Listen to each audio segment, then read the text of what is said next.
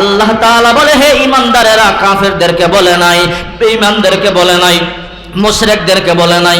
আল্লাহ তাআলা বলে, হে ঈমানদারেরা, শয়তান কিন্তু ধোঁকা দিব। সকালবেলা যদি জিকির করো সারা দিন ধোঁকা দিতে পারবে না, আবার মাগরিবের পরে জিকির করলে সারা রাত ধোঁকা দিতে পারবে না। সকালবেলা জিকির কর, সন্ধ্যায় জিকির কর, আমি মাওলা 24 ঘন্টা তোদেরকে হেফাজত করব। আল্লাহু আকবার বলেন। এই জন্য জিকিরের আমলটা বেশি বেশি করবেন। যত ব্যস্ত থাকেন জিকিরের আমল কিন্তু ছাড়বেন না। এই জন্য আমাদের প্রত্যেকটা মসজিদের মধ্যে জিকিরের আমল হয় কি হয় না? রাসূল করিম সাল্লাল্লাহু আলাইহি ওয়াসাল্লাম বলেন, কিয়ামতের ময়দানে যেদিন সূর্য মাথার কাছাকাছি চলে আসবে, মাটি তামা হয়ে যাবে, কেউ কারো পরিচয় দিবে না, সবাই চিন্তা থাকবে, হারে আমার কি হবে? ওই দিন মা কাজে আসবে না। ইয়াউমা ইয়াফিরুল মারউ মিন আখি, আপন ভাই ভাই থেকে পলায়ন করবে, চিনতে পারবে না। ও উম্মি, যেই মা 10 দিন 10 মাস 10 দিন গর্ভে ধরছে, যেই মা প্রসব করছে, ওই মা আপনাকে চিনবে না, পলায়ন করবে। ও আবি, বাবা কাজ করিয়া নিজে সিরা কাপড় পরিধান করেছে, ঈদের সময় নতুন জামা কিনিয়া দিছে, ওই বাবা আপনারে চিনবে না। ও সহিবাতিহি, বিবি আপনারে চিনবে না। যেই বিবির এত খুশি করলে, তো মুহাব্বত করিয়া গহনা বানায়া দিলেন, ওই বিবি বলবে কি আপনারে চিনতে পারলাম না। অবানি সন্তান বলবে চিনতে পারলাম না, কেউ কারো কাছে আসবে না, সবাই বলবে ইয়া রাব্বি নাফসি ইয়া নাফসি ইয়া নাফসি। সূর্য মাথার কাছাকাছি চলে আসবে, মাটি তামা হয়ে যাবে। আল্লাহর নবী বলেন, ওই দিন একদল হাসবে। আরে আল্লাহু আকবার বলেন। ওই সময় একদল হাসবে, আর হাসতে হাসতে আল্লাহ জান্নাতে যাবে। সাহাবায়ে কেরাম বলে, পয়গম্বর, যেদিন মা চিনবে না, বাবা চিনবে না, ছেলে চিনবে না, মেয়ে চিনবে না, বিবি চিনবে না, কেউ পরিচয় দিবে না, এমন ভীতিকর অবস্থায় যদি আমল করলে শান্তিতে থাকা যায়, হাসা যায়, জান্নাতে যাওয়া যায়, যদি মরিয়াও যায়, আমলটা ছাড়বো না, আমলটার কথা বলেন। বলে আমলটা বেশি কঠিন না, সকাল সন্ধ্যা জিকির কর। নবীজি বলে, অন্তত যদি কোনো আমার উম্মত দৈনিক মাত্র 100 বার লা ইলাহা ইল্লাল্লাহ জিকির করে, পূর্ণিমার চাঁদ যেমন আকাশে জ্বলজ্বল করে, ওই ভীতিকর অবস্থার মধ্যে তাদের চেহারা পূর্ণিমার চাঁদের চাইতে বেশি সুন্দর জ্বলজ্বল করবে। আল্লাহু আকবার। জিকির করলে লাভ আছে না নাই? আরে হাদিস শরীফের মধ্যে স্পষ্ট ঘোষণা আছে। একদল বলে জিকির করা যাবে না, আছে না নাই? জিকির করা যাবে না তা না, তোমার কপাল ভইরা গেছে, তুমি শেষ হয়ে গেছো, তুমি ধ্বংস হয়ে গেছো, তুমি মরবার সময় দেখবা তোমার চেহারা শুয়ারের মতো হয়ে যাবে, ঠিক না বেঠি? আর জিকিরকারী যারা মূর্খ হতে পারে, অশিক্ষিত হতে পারে, মরবার পরে দেখবেন এদের চেহারার মধ্যে হাদিসের ভাষ্য মতে নূরে জ্বলজ্বল জ্বলজ্বল করে। আর ঠিক না? যান যান কুড়িগ্রাম যান, আমি 3 বার গেছি, সেখানে চরমোনার ইজতেমা হয়। সেই ইজতেমার ময়দানে আমি পাগল 3 বার যাওয়ার সৌভাগ্য হয়েছে। গেলে গুগু মুন্সির কবরের পাশে গিয়ে একটু দাঁড়াই, গন্ড মূর্খ কিন্তু চরমোনার আশেক ছিল, একজন মুরিদ ছিল। ওই পাগলের কবরের পাশে দাঁড়ান, দেখবেন যদি অন্যদিকে বাতাস নাও থাকে, ধীরে ধীরে জান্নাতি বাতাসের মধ্যে একটা বাতাস আসে, মনে হয় এখান থেকে জান্নাতের খুশবু বের হইতেছে। আল্লাহু আকবার। একবার ময়দানের মধ্যে সাথেই মাদ্রাসার মধ্যে কবর দেওয়া হয়েছে। এই পাগল 23 বছর পরে লাশ পাইছে, অক্ষত অবস্থায়, চেহারা থেকে নূর জ্বলজ্বল করতেছে। আমি নিজে ওনার সন্তানদেরকে জিজ্ঞাসা করলাম, আপনার বাবা কি আলেম ছিল, মুফতি ছিল, মুহাদ্দিস ছিল, ইমাম ছিল না হাজি আর গাজী ছিল? বলে না না, ইমাম না, মুহাদ্দিস না, মুফতি না, হাজি না, গাজী না, গন্ড মূর্খ ছিল। একটা রাখাল ছিল, গরু রাখতো, কষ্টের কাজ করতো, কুড়িগ্রামের গরিব মানুষ। আমল কি? বলে সরমুনার কালো মানিক রে ফলো করতো। আল্লাহু আকবার বলে। কালো মানিকের তাসবিহ সকাল সন্ধ্যায় মানতো, আর রাত্রে বেলা 3টার সময় জায়গা মানুষদেরকে জিকির করিয়া করিয়া ঘুম ভাঙায়া দিত। এতটুকু না আমল শুধু জানি, 24টা ঘন্টা জিকির করত, আর জিকির করে করে মুখের মধ্যে সব সময় ফেনা ওইটা থাকতো।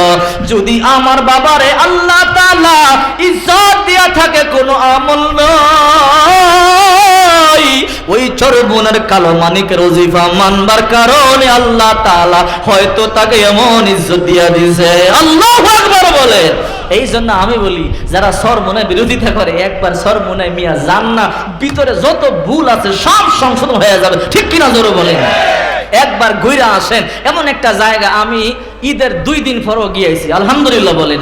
আরে সেখানে গেলে ময়দানটা আপনার বয়ানও শোনা লাগবে না, আপনার কিচ্ছু করা লাগবে না, খালি ময়দানটা একটা ঘুরুন্ডি দিয়ে আইবে।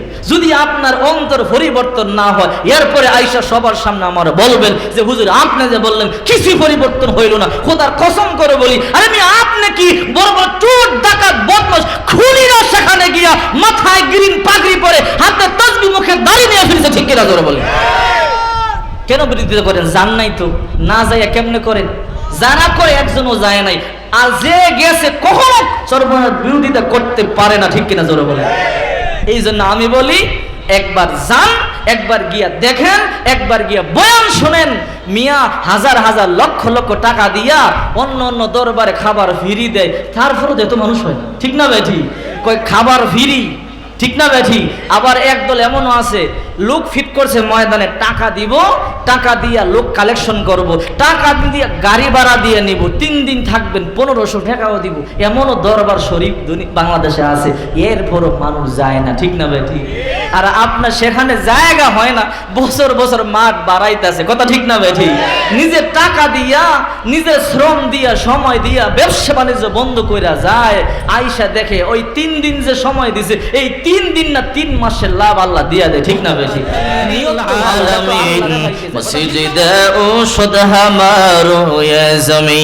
এবার বোন বলল সত্যি মুসলমান হইবা? বলে হ্যাঁ। আল্লাহর নবী দারুল আরকামের মধ্যে সাহাবায়ে কেরামদেরকে কোরআনের তালিম দিতেছেন, মাত্র 39 জন মানুষ মুসলমান হইছে।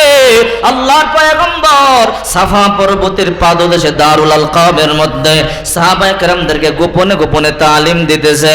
ওমরের বোন বলে ভাই কোনো কথা বলবা না, চুপে চুপে আমার সাথে চলো, যেই তো মুসলমান হইবা চলো। ওমর বলল না না, চুপে চুপে না, আমার হাতে তরবারি থাকবে, তুই কোনো ভয় করবি না, আমি যাব কালিমা পড়ব, মুসলমান হয়ে যাব। ওমরের বোন বলল চলো, আল্লাহর পয়গম্বর কোথায় আছে তোমাকে দেখাবো। হাঁটি হাঁটি পা পা করে আল্লাহর পয়গম্বর সাফা পর্বতের পাদদেশে কোরআন তেলাওয়াত শোনাইতেছিলেন। সাহাবায়ে কেরাম পয়গম্বরের সামনে বসে তালিম শুনতেছে, হঠাৎ করে তাকাইয়া দেখে ওমর খোলা তরবারি নিয়ে আসতেছে। সাহাবায়ে কেরাম বলে পয়গম্বর ওই যে ওমর খোলা তরবারি নিয়ে আসতেছে, আপনার মনে হয় হত্যা করবার জন্য? ও পয়গম্বর আপনি অনুমতি দেন, জিন্দা থাকতে আমরা ওমরকে ছাড়ব না, হয়তো ওমরকে হত্যা করব, নয়তো আমরা শাহাদাত বরণ করব। এই কথা বলবার পর আল্লাহর নবী রহমাতুল লিল আলামিন বলেন না না, তোমরা টেনশন করবা না, তোমরা জায়গা করে দাও, ফাঁক করে দাও, ওমরকে আমি পর্যন্ত আসবার জন্য দাও। সাহাবায়ে কেরাম বলে ও পয়গম্বর আপনি তাকায়া দেখেন এখনো পর্যন্ত হাতের মধ্যে খোলা তরবারি। আল্লাহর পয়গম্বর বলেন না না, তোমরা টেনশন করবা না, ওমর যেহেতু আসতেছে আমি পর্যন্ত আসবার জন্য দাও। সাহাবায়ে কেরাম 2 দিকে চলে গেলেন, রাস্তা করে দিল খলিফাতুল মুসলিমিন, হাতের মধ্যে খোলা তরবারি নিয়ে হাঁটি হাঁটি পা পা করে আল্লাহর পয়গম্বরের সামনে আসতেছি। আর আল্লাহর পয়গম্বর রহমতের দৃষ্টি দিয়া হযরত ওমরের দিকে তাকায়া আছে, হাতের মধ্যে কোনো তরবারি। সাহাবায়ে কেরাম আশ্চর্য হয়ে গেল, হাতের মধ্যে খোলা তরবারি নিয়ে আসতেছে, আর আল্লাহর পয়গম্বর প্রতিহত করবার জন্য নিষেধ করতেছে। বুঝতে বললাম না, কারণ আল্লাহর পয়গম্বর যা জানে সবাই কিন্তু তা জানে না, ঠিক কি না? জানাইবার মালিক কে? এবার আল্লাহর পয়গম্বরের সামনে চলে গেল। আল্লাহর নবী রহমাতুল লিল আলামিন অপলক দৃষ্টি দিয়া ওমরের দিকে তাকায় আছে, ওমর আল্লাহর পয়গম্বরের দিকে তাকায় আছে, কোনো কথা নাই, বার্তা নাই। সাহাবায়ে কেরাম সবাই আশ্চর্য হয়ে দাঁড়ায় রইল, নবীও কথা বলে না, ওমরও কথা বলে না। কিছুক্ষণ পর ওমর চোখের পানিগুলো সারিয়া কান্না শুরু করে দিল, কোনো কথা নাই, আস্তে করে হাত থেকে তরবারিটা পড়িয়া গেল। রহমতের নবী বুকের মধ্যে শাহাদাত আঙ্গুল দিয়ে একটা গুতা দিয়া বলে, রে ওমর এখনো কি তোর কালিমা পড়বার সময় হয় নাই? এই কথা বলতে দেরি ওমর দৌড়াইয়া নবীর কদমের মধ্যে পড়ে বলে, পয়গম্বর এই যে যে দেখেন হাতের মধ্যে তরবারি, এই তরবারি দিয়ে আপনারে হত্যা করবার জন্য রওনা হয়েছিলাম। পয়গম্বর আজকে একটা সুন্দর দৃষ্টি দিয়ে আপনার দিকে তাকাইলাম, যেই চেহারার মধ্যে কোনো কলঙ্কের ছাপ নাই, যেই চেহারার মধ্যে তাকাইলে ক্ষুধা নিবারণ হয়ে যায়, যেই চেহারার দিকে তাকাইলি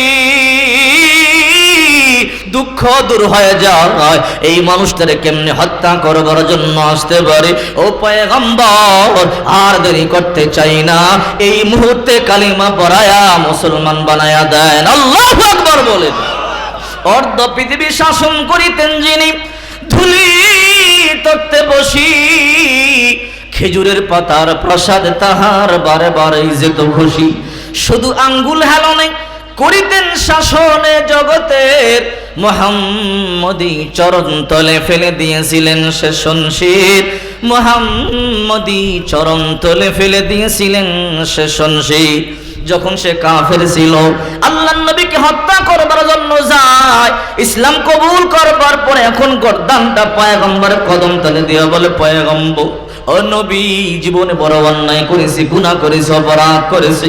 ও পয়গম্বর এই মুহূর্তে আপনি চাইলে আমার দেহ থেকে কল্লা আলাদা করতে পারেন, আমার পক্ষ থেকে বিন্দু পরিমাণ বাধা নাই। আল্লাহু আকবার বলেন।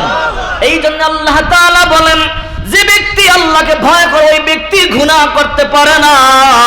কারণ আল্লাহ তাআলা বলেন, ওই ব্যক্তি চিন্তা করে মৃত্যুর কোনো গ্যারান্টি নাই। প্রতিটা সেকেন্ডে 3 জন মানুষ দুনিয়া থেকে চলে যাইতেছে।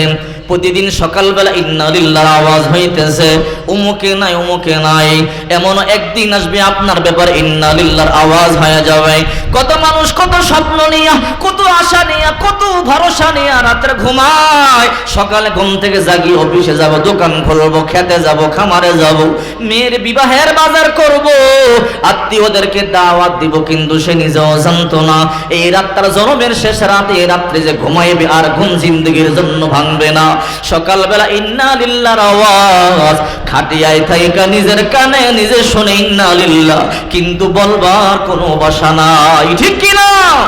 এই জন্য আল্লাহকে ভয় করতে হবে, 5 ওয়াক্ত সালাত আদায় করতে হবে। একটা মুমিন মুসলমান আযান শুনবার পরে কখনো ঘরের মধ্যে বসে থাকতে পারে না। একটা মুমিন মুসলমান আযান শুনবার পরে চার দোকানে বসে থাকতে পারে না। একটা মুমিন মুসলমান আযান শুনবার পরে টিভির পর্দার সামনে বসতে পারে না। আল্লাহু আকবার ধ্বনি যখন কান দিয়ে কলিজার মধ্যে আঘাত করে, প্রতিটা মুমিনের কলিজার মধ্যে ভূমিকম্পন তৈরি হয়ে যায়, ঠিক কি না? যারা আল্লাহর পাগল, যারা আশিক, তারা তো 24 ঘন্টা মাওলারে খোঁজে, মাওলা তুমি কই, মাওলা তুমি কই। আল্লাহ তাআলা বলেন, এই জমিনের মধ্যে আমার কিছু আশিক আছে, দাঁড়ায়া বলে মাওলা তুমি কই, বৈশা বলে মাওলা তুমি কই, শুইয়া শুইয়া বলে মাওলা তুমি কই। ও মাওলা তোমারে কোথায় গেলে পাবো? আল্লাযীনা যাকুরুনাল্লাহা কিয়ামা ওয়া কুউদা ওয়া আলা জুনুবিহিম, দাঁড়ায়া বলে মাওলা তুমি কই। তারা বৈশা বৈশা চিন্তা করে মাওলা তুমি কই। যখন ঘুমাইতে যায় বলে মাওলা কই, তোমারে কোথায় গেলে পাবো? একজন বলল নামাজ পড়বার জন্য মসজিদে যাবি, মাওলা পাবি, মসজিদের মধ্যে যা, মসজিদে গেলে মাওলা পাবি। মাওলা পাওয়ার আশায় মুয়াজ্জিন আযান দিছে ফজরের নামাজ পড়বার জন্য মসজিদের মধ্যে গেল, সিজদায় পড়ে বলে মালিক তুমি কই, মালিক তুমি কই। সিজদার মধ্যে গিয়া বলে সুবহান রাব্বিয়াল আযীম, সুবহান রাব্বিয়াল আলা। রুকুতে গিয়া মাওলারে খোঁজে, সিজদায় গিয়া মাওলারে খোঁজে। যখন ইমাম সাহেব সালাম ফিরাইলো, মাওলারে তো পাইলাম না, দেখতে পাইলাম না, মনটার মধ্যে বড় দুঃখ নিয়ে বাড়িতে যায়। ফজরে মাওলারে পাই না, মনে হয় জোহরের নামাজে গেলে মাওলারে পাবো। জোহরের জন্য অপেক্ষা করতেছে। মুয়াজ্জিন যখন আযান দিল, আল্লাহু আকবার, দৌড়াইয়া মসজিদের মধ্যে চলে আসলো। নামাজে দাঁড়াইয়া মাওলা তালাশি চোখের পানিগুলো সারিয়া কাঁদি আর বলে মালিক তুমি কই। চোখের পানিগুলো সারিয়া সারিয়া কান্না করে, কিন্তু মাওলার দেখা জোহরের নামাজও পাইল না। মনে দুঃখ নিয়ে বাড়িতে গেল। আসরে গেলে মাওলা পাবো।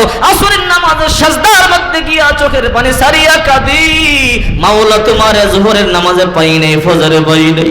মাওলা বড় বিশ্বাস নিয়ে আসরের নামাজে আইছি, দেখা দিয়া দাও। কিন্তু আসরের নামাজে মাওলা নাই, মাগরিবের নামাজে গেল, মাগরিবে মাওলা পায় নাই, ঈশার নামাজ পড়বার জন্য গেল, মাওলা পায় নাই, মনে দুঃখ, মাওলার পায় নাই। একজন কইল উজানির ময়দানে যাও, 2 দিন 2 রাত সময় দাও, সেখানে মাওলার খেলা খেলে গিয়া দেখবা মাওলার আশেকেরা কেমনে দৌড়া দৌড়ি করে, সেখানে মাওলা দেখতে পাবি। গাড়ি বুসকা নিয়ে দৌড়ায় উজানির ময়দানে, 2 দিন 2 রাত ঘুম নাই, চোখের পানিগুলো সারিয়া কাঁদি আর বলে মালিক তুমি কই। 2 দিন 2 রাত গড়াগড়ি করে কান্না করলো, শায়েখ মুনাজাত দিয়ে দিল বাড়িতে চলে আসবে, গুনগুন করে কাঁদি মালিক তোমার তালাশে আসছিলাম, 2 দিন সময় দিলাম পাইলাম না। একজন বলে টঙ্গী রাস্তায় যাও, সেখানে মনে হয় মাওলা পাইবা, 3 দিন 3 রাত সময় দিয়ে আসো।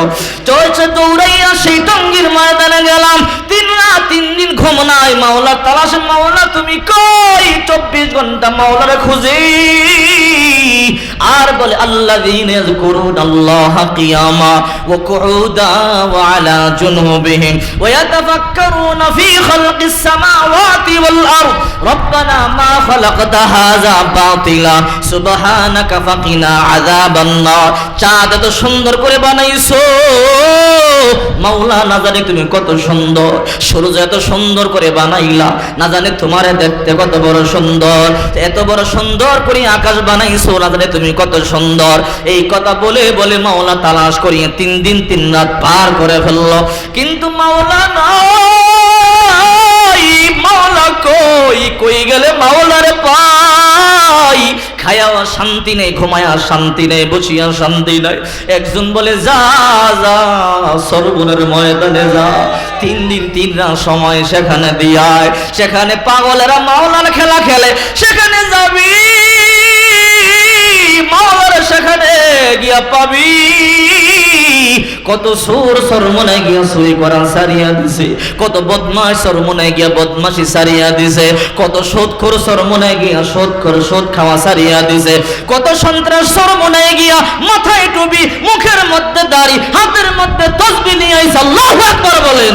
ওই পাগলেরা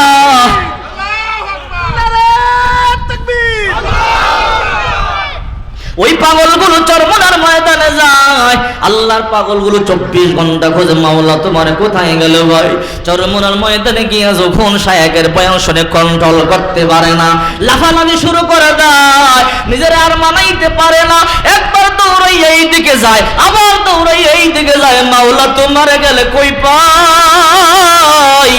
আর বলে হার রং মে তুহার বোম মে তুহার যা মে তুহার দম দেখতা হু जिधर चाहता हूँ अब की रहम करम देखता हूँ जिधर चाहता हूँ अब की रहम करम तू दिल में तू आता है समझ में नहीं आता बस जान लिया मैं तेरे पहचान यही है बस जान लिया मैं तेरे पहचान यही है। आय अल्लाह तुम्हार কথার মধ্যে এত মজা লাগে, শায়েকের বয়ান যখন তোমার শুনে এত মজা লাগে, না জানি তুমি কত সুন্দর মাওলা তুমি কই। 24 ঘন্টা মাওলা তালাশি, চরমুনে গিয়া খাওয়া নাই, দাওয়া নাই, ঘুম নাই, শুধু ঘোরাঘুরি করে মাওলার তালাশে পাগল হয়ে যায়। যখন শায়েকেরা বয়ান শুরু করে কন্ট্রোল করতে পারে না, একবার ডান দিকে দৌড় দেয়, আবার বাম দিকে দৌড় দেয়, 2-4 জনে তৈরাও রাখতে পারে না। এই বুড়াগুলো লাঠিতে বর করিয়া করিয়া ময়দানে যায়, শক্তি নাই, উঠতে পারে না, চলতে পারে না। যখন বয়ান শুরু হয় এমন ইমানের শক্তি তার ভিতরে চলে আসে, 4-5 জনে দৈরাও থামাইতে পারে না, ঠিক কি না?